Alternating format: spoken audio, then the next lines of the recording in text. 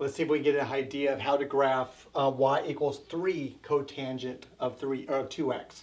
So let's get our census going on. First of all, we wanted to determine what its vertical asymptotes are at. And I think on the last video I may have had the wrong period on it. The period of the cotangent, or its basic one, is from 0 to pi. So we're going to take, first of all, its vertical asymptotes. 0 is less than or equal to my bx minus c, which in this case is just a 2x, and pi.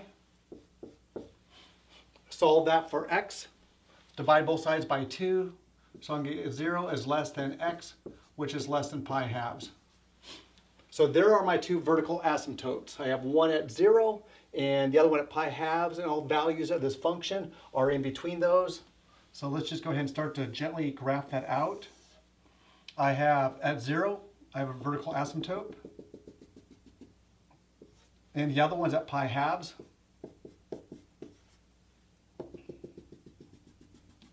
So there I have a full range, or a full domain, or one set of within my cotangent. The next part is find out its x-intercept.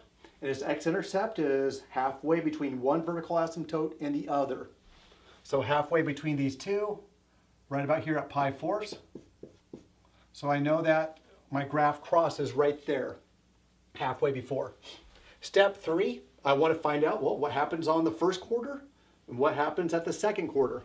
So 1/4 of the way across, or halfway into there, we know that the value will be its positive amplitude. Its amplitude is 3. So if I mark up 3 spots, 1, 2, 3, right there, I'll have a key point on the graph at that point. And then 3/4 of the way through, 1/4, 2/4, 3/4, halfway here, it becomes its negative amplitude. 1, 2, down here at -3. So those are the 3 key points that we need to have when we're graphing a cotangent function. And then from there I can go ahead and smooth in the dots.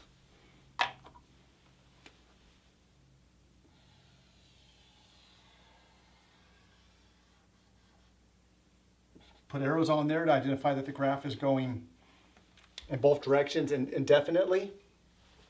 And then if I wanted to, or if I had need to, then I can go ahead and replicate this graph on a repeating cycle to the right or to the left, given the same parameters I've discovered at that particular point.